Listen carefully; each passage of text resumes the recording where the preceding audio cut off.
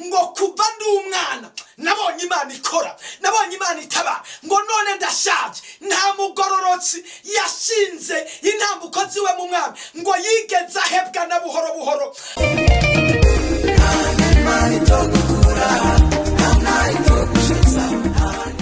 Turabahaye kaze mwebwe mwese abakunzi b'ikiganiro gusenga guhindura ibintu. Jewe ndakibashikiriza nkaba nitwa Pastor Nduwimana Joseph. Turabashimiye twongera tubasaba akigoro gakomeye ko gukorera Imana nkuko natwe turiko turayikorera, kugira ngo niwabona iyi video uyirungikire mwene data kugira ngo ashobore kubona ukugira neza kw'Imana. Imana ishimwe kandi Imana ihabwa icubahiro. Ikiganiro gusenga guhindura ibintu abagomba kukironka muzobona inimero, kandi abari hagati mu gihugu muzoza murakurikirana ikiganiro nkuko bisanzwe biri tukiremesha kuri Buja FM ku munsi wa gatanu mwijoro isa 8 z'ijoro. Ushobora guteramana natwe, abatari bake baradukurikirana tukabasengera kandi bakabona ibitangaza n'ibimenyetso. Hamwe no ku munsi wa gatandatu saa 11 yo mu bucagucagu gushika isaha 12 data aracakora, ibimuga biracamuguruka, abagwayi barakira, kandi turabasengera no kuri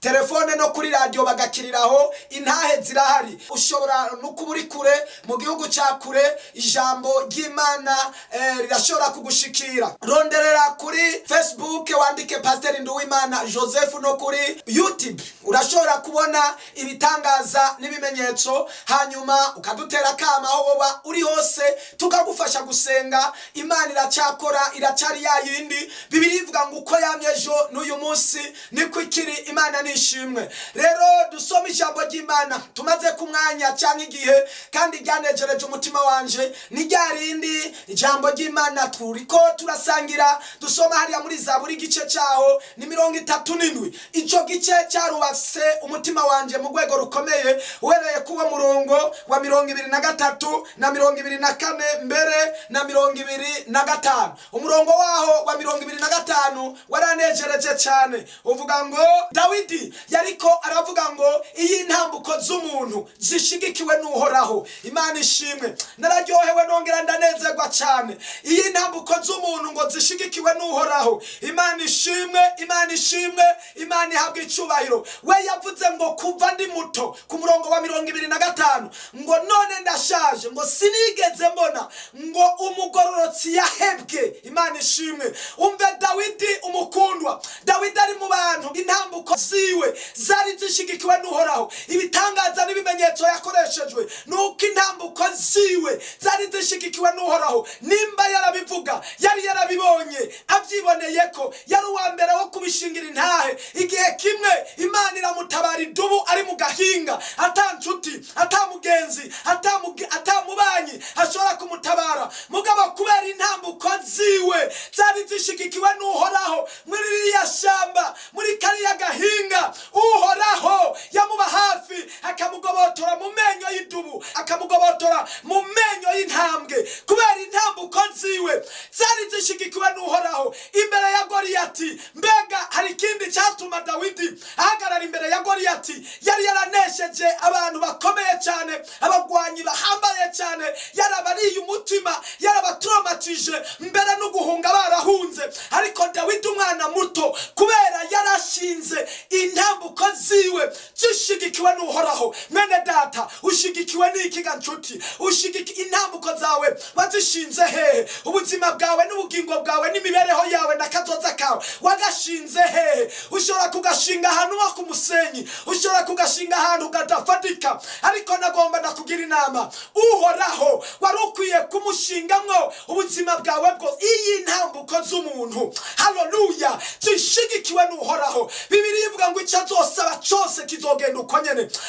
Imana ishimwe. Icyatuma Dawidi ahagarara ashize amanga imbere ya Goliyati nuko intambuko ziwe zari zishigikiwe n'Uhoraho. Imana ishimwe. ishimwe, Imana ishimwe. Ugeze ku murongo wa 25 ho haravuga neza ngo kuva ndi umwana nabonye Imana ikora, nabonye Imana itaba, ngo none ndashaje nta mugororotsi yashinze intambuko ziwe mu mwami ngo yigeze ahebwa na buhoro buhoro, mbere n'urubyaro rwiwe ngo ntiruzosegerereza. Oya, ryari iri jambo, intambuko zawe niwazishinga mu mwami, Imana ntizoguheba, Imana ntizoguta, Imana ntizokwibagira, no mu bihe bidasobanutse, no mu bihe by'urupfu, no mu bihe ata muntu yotabara, no mu bihe ata muntu yogusangamwo. Haleluya, haleluya. Imana itabura ingene ibigenza, Imana icinzira aho zitari, Imana Arufa na Omega, uwa mbere n'uwa nyuma, Imana y'ukwizigirwa. Haleluya, haleluya. Izogusanga aho hantu. Imana ishimwe, Imana ishimwe. Ihindura amateka ku mwanya muto. Uragomba kumenya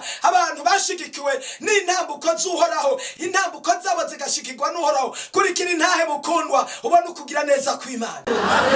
Nanjye nashaka gushinga intahe. Ejo naragiye ku maziko y'Imwaro, hanyuma turiko turahindukira dushitse ku Musaga, umushoferi ifire ikiracika, ariko kubera nari nagendanye kajya kabuye, Satani yari yashatse kukanyibagiza, ariko nshandibuka kumengo sinakagendanye, ndakagendana mw'ishakoshi.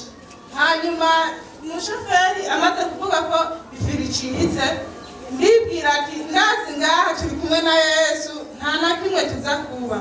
Twaramanutse turashika ku Musaga, arashungukana jewe arashikana. Hanyuma dushitse aho nduhugira jewe ntegerezwa kuba nshikira, ndavuga ati Imana nihabwe icubahiro. Ubona twari hejuru hepfo gatoya n'umutenderi, ifire igacika, ariko ntihagira n'ikintu na kimwe tuba. Imana nihabwe icubahiro. Asha, nikaja kabuye nyene n'ukuri kose. Haleluya.